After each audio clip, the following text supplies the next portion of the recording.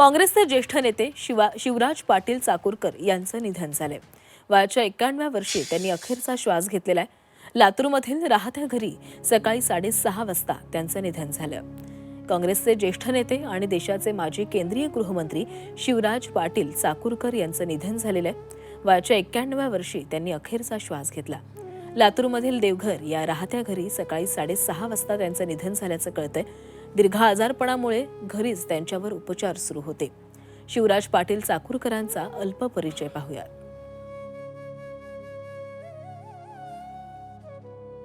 1965 मध्ये सक्रिय राजकारणामध्ये त्यांनी प्रवेश केला। 1972 मध्ये लातूर विधानसभा मतदारसंघामधून ते विजयी झाले आणि 1980 मध्ये लातूर मतदारसंघातून ते लोकसभेवर गेले। सलग 7 वेळा लोकसभेवर जाण्याचा त्यांनी विक्रम केला। 1991 ते 1996 दरम्यान लोकसभा अध्यक्ष म्हणून त्यांना संधी मिळाली। लोकसभेचं आधुनिकीकरण आणि संगणकीकरणासारखे मोठे निर्णय त्यांनी घेतले। संसदेच्या कामकाजाचं थेट प्रक्षेपण सुरू करण्याचा निर्णय त्यांनीच घेतला।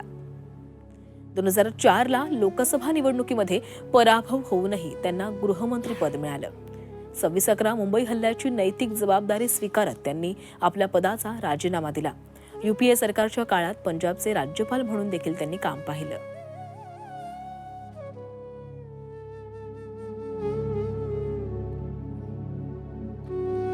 दरम्यान शिवराज पाटील यांच्या निधनावर पंतप्रधान नरेंद्र मोदी यांनी ट्विट केलेलं आहे, पाहूयात।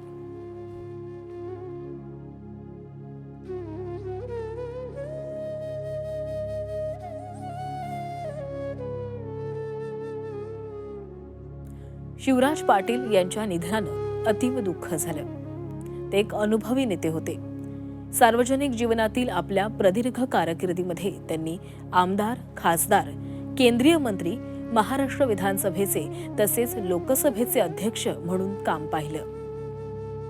समाजाच्या कल्याणासाठी योगदान देण्याच्या ध्येयानं ते झपाटलेले होते।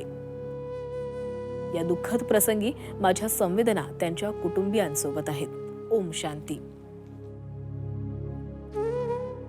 शिवराज पाटील चाकूरकर यांचं निधन झालंय आणि त्यामुळे आता सगळ्यांकडूनच त्यांना श्रद्धांजली वाहिली जाते, आपल्या भावना व्यक्त केल्या जातात। पंतप्रधान नरेंद्र मोदी यांनी देखील ट्विट करत आपल्या भावना व्यक्त केल्या आणि यावर उपमुख्यमंत्री एकनाथ शिंदे यांनी देखील आपल्या भावना व्यक्त केलेल्या आहेत, पाहूया। त्यांच्या जाण्याने एक राजकीय पोकळी न भरून येणारी निर्माण झाली।